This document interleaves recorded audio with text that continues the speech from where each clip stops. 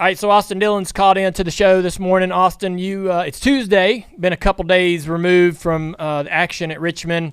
You've done a ton of media. And recently, in the last 24 hours, the SMT data got published on social media. And that's kind of a new thing for all of us this year. And it allows, I guess, some people to use it to support a certain narrative. What is that like for you, I guess, as a driver when, in the past when you would go through something like that happened on Sunday, it was he said. Now there's SMT data that everybody thinks they're experts on analyzing, and that information's out there. It shows you steering, to the left when there's contact with the 11, but that could be, and you could explain that away. So, what's your take on that? Yeah, thanks for having me on, Dale. It's been a minute, and I'm pumped to be on the show. And my voice isn't very good, but I'm going to give you my explanation the best I can today. Uh, for me, I'll start with let's go back to going into turn 3. Obviously, I'm doing everything I can to try and give my team a shot to win. I'm trying to get Joey loose. As I go in the corner, got a lot of speed, but actually I kind of had the car under control pretty good with a hard entry. I end up, I think, second lane middle when I get the car pointed to come back down the hill. On exit of turn 4 at Richmond, the track naturally drives you to the wall when you're running the yellow line. Denny's on the lower line. I've got a really good diamond kind of angle at the track at this point. So my vision is clear still, and I'm looking at the start-finish line, but my straightest point to the start-finish line is about mid-track, which isn't optimal for like the guy coming up the track. Denny, I think in his podcast, said that he didn't even know I was there. When he came into my view, he's carrying more speed than I am. If he clears me a little bit further, none of this happens. If he's half a car length further back, he takes me to the wall with him, and we crash at the wall.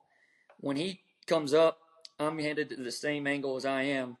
His right rear catches my left front. At that point, if I hold the wheel right, I'm going this way. I mean, I'm trying to turn my car to keep the same direction I'm going at that point. The Denny part, I hate it. Denny protected me earlier this year on his podcast when times were really tough, when we were getting wrecked out and just not running worth a darn for the last 2 years. And shoot, I'm in his basketball league. I'm supposed to play him Thursday in basketball. Are you going to go? Huh? Are you Am I gonna going? go? I don't know. I think Paul broke my rib after the race when he punched me. It was already hurt from the previous weekend playing, and he hit me in the same exact place. But yeah, I kind of want to go and just show up because one, I haven't talked to Denny yet. I feel like Denny's very honest and open about a lot of things. I think in this situation, he's probably in a more torn place than he's ever been because one of his cars is now in the bubble in the playoffs, right? So I thought his first reaction after the car was fair. I mean, he knew what I was having to try and do to win the race. And when he said that he didn't know I was there on the outside of him, I really don't think he did. And like I said, I was just trying to go the same direction I was headed because that was the fastest way to start-finish line for me. What's the last, several hours or several, you've had a few days to process this. You've done a ton of media as the winner truly, tends to do. Probably more, though, because people want to get your point of view on what happened Sunday night. And you've had a bit of an opportunity to process it. So, I think I would encourage you to go to play basketball with Denny because he did seem to have some understanding of whether he might not have, he didn't like it, but he did seem to have some understanding of what your thinking was. But where are you now? I guess a couple days removed from this, there's the potential for NASCAR to have some kind of a reaction today in terms of everything that happened between Joey on pit road, the spotter communication. I would expect some reaction from NASCAR. Do you have any idea what that might be, or what would you expect NASCAR to do? Yeah, I mean, I'm expecting something. Obviously, I think as far as my spotter, I talked to him, and I truly think you know, for all of us, the emotions were really high in our situation for the 3 car. We've been beat up, banged up for a while now, and um, with 2 laps to go, we had a 3-second lead at Richmond, and a caution comes out that probably shouldn't have ever happened, but it did. And then now we're here talking about things that take away from the car that we really had and the opportunity that we took. Um, from our spotter, I feel like he became a fan in the stands on the last lap of Austin Dillon and RCR. He was just saying what came to his mind in the moment, and it was wrong. And I'm sure there's going to be something from that. But what he was saying didn't change what happened in turn 3 and 4. I'm driving at that point for all it's worth, and he's just keying the mic talking. So I know he's bummed about that, but I mean he's had my back through a lot of the rough patches that we've had over at RCR, and I can't fault him for being a fan in that moment. Where did the speed come from Sunday? You guys have struggled. It's been a tough year, probably one of your toughest in the Cup Series. A lot have been made of being 32nd points before the race. How do you, and you have ran good at Richmond before. Is that just a track Yeah, where y'all just have an understanding of the package you need? But I mean, no one expected you to have a winning car, a race winning car, and you had the best car there. yeah, no. For us, you know, that track literally. If you asked me when I started my Cup career, what was my least favorite track? It was Richmond. Struggled there, couldn't find anything. I tested there with Justin with the old car one time, and I kind of found a rhythm. And Ryan Newman kind of helped me actually with a line there. And I've always stuck to this line that's a little lower on the straightaway. And it works for me off of turn 4. I think it saves my tires, and I enter super low and hard into 1 and 2, and no one kind of runs down there. I've seen Harvick used to do it, but yeah, it's just been for me. It's a place that I've got a feel for, and we built a car around it, and it really started at the simulator where we felt like we hit on some things, and really none of the other key partners were set up like us. We just had a different setup, and went to a brake package that has seemed to be better for us. We started back at Gateway when we had a pretty good run there, and led some laps. And I think that momentum, and then the option tire, we were really good with it at North Wilkesboro. Didn't get to showcase it. We had the pole at the Open, and rain came with a car left, and I think we were going to keep that pole. So it started back there on our short track program getting better, and we kind of just stuck to that same program and unloaded, and it was good. You said that change is coming for RCR. I kind of want to know what that looks like. I've said on our show here that I think your location creates a lot of challenges. Tell me, how you said that you may have said that some things in the off season that you have planned coming up that should make a big difference in y'all's team going forward. You've got Kyle Busch that when he doesn't run good, it's a big spotlight put on you guys, and even more so than ever. So what are these changes? How can you be that confident in what's coming down the pipe for you guys? Well, I think that you know we have my grandfather has done a good job of wanting to get better, consistently, and I think we have to make changes to do that, and some changes will be made. I'm excited about it. Obviously, I think the garage knows that um, there's some strong people out there that are moving around, and I feel like we did a good job in what would you call like a free agency type period, that we're going to bring in some good talent that should freshen up the blood over at RCR, and just some good people. We've got people that have been at RCR for a very long time, and really care about how we run, but it was time to kind of bring in probably some new people, and I think that should help in the off season. And truthfully, Keith Rodden moving from a crew chief type role to the competition director, I think he kind of found a role for himself. He's a really smart guy, and he is making us work together more. And yeah, I think some good things are coming for what I can say. So you know what's happening, but it's something you guys haven't announced or don't want to quite announce yet because of some current things going on in the sport. I'm assuming.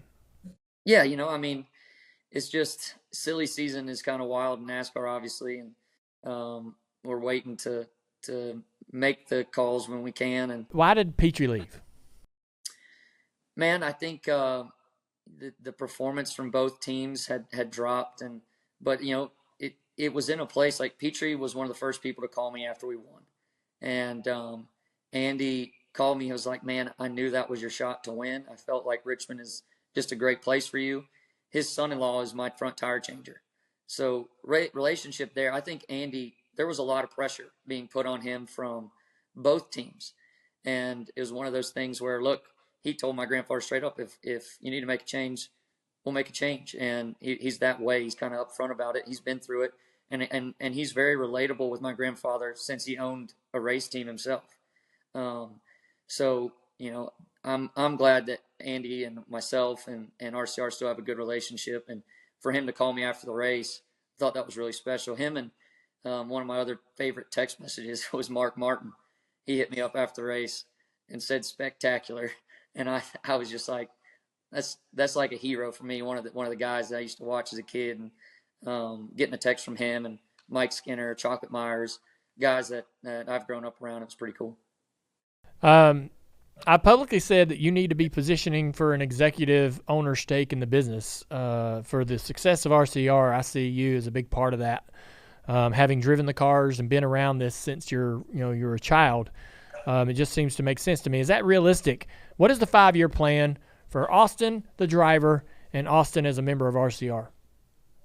Yeah, so I'm thankful you said that because it means a lot, and I care about our business as much as anybody, and that's where you see the determination to keep on going because you know it's a tough sport, man. You got the ups and downs with it, and it's impossible not to hear everything around you, and I definitely love coming across the railroad tracks there and welcome and working with the people, the men and women there, and so for me, I've had a lot of fun being the GM of our Carolina Cowboys, and I've learned a lot through our PBR team about people and contracts and what all really it takes to run a business. Watched my grandfather. The guy's got some crazy energy, blood in him that allows him to just go. At his age, it is super impressive. So if he comes to me and says, "Hey, look, at this point in time, I want you to help more," and I am already, and my brother's starting to help a little bit too, and a lot of the things that are going on, I've been involved with as of late. Even getting Kyle was one of those big things, and um, I want to do that. Obviously, I've watched my grandfather fight for his company for a long time, so I want to keep it going and feel like I'm in a good place to do it. And my dad's experience helps that. Um, but my contract right now is as a race car driver for 2 more years with RCR, and so 5-year plan. We see what's going on in year two of my contract, and if I'm best suited as getting out of the car and putting somebody else in it, I definitely would love to be a part of that conversation with my grandfather and Mike Verlander. I think that's another guy underrated that we have gotten who's been awesome for our company that is coming in and you'll see more of. He was Kyle's manager for a while, worked at Stewart Haas, and Mike has just breathed a lot of commitment to making the 8 and the 3 run well. And he talks to Kyle really well. Obviously, they have a relationship, so he's been a plus. I'd love to help run it alongside of him and my dad, and my grandfather, in whatever capacity it is. What did Kyle Busch say to you when he leaned down in the window after the race? He leaned down in the window and said, "I said, man, that got wild." He said, "It didn't matter. You won it either way." He said, "You were the best car and you dominated." So, um, which means a lot to me. Means that we got to do everything we can to help Kyle get to victory lane to get a playoff spot as well. And you know, Kyle is one of those people that you just got to respect because of his commitment to winning at all costs, just like all the great race car drivers. And he's had a frustrating season for his standards as well, and we all feel that at RCR. And we've got to get him to where he's capable of running, and that's running in the top 5 and winning races each and every week. And hopefully we can start that momentum now. All right, man. Well, we've kept you longer than I told you we would. Appreciate you giving us some time this morning. I know you've been busy. I know you got a lot of things going on. Look forward to seeing you make a playoff run and having fun the rest of the year. Thank you, Austin. Thanks, Dale. And at some point I want to get on here and we can talk about some bull riding and some other stuff that we got going on. But it feels good to get on here and just chat about the weekend and performance we had. You bet, man. Hey, go to the basketball game because we want to know if it got awkward. And the crazy thing is, it's just how life works. We're playing Denny's team. So, like, it's not like I'm playing another team in the league or anything. Wrap them ribs up. I'm thinking so. I'm thinking about – I already probably wear the most amount of protective gear as it is. I've got, like, a girdle with pads, ankle braces, knee pads. I got to be 6 pounds heavier. So, yeah. I might as well go ahead and get a rib cage shirt or something. Yeah, you should, just for fun. Yeah. All right, man. We'll see you. All right, thanks.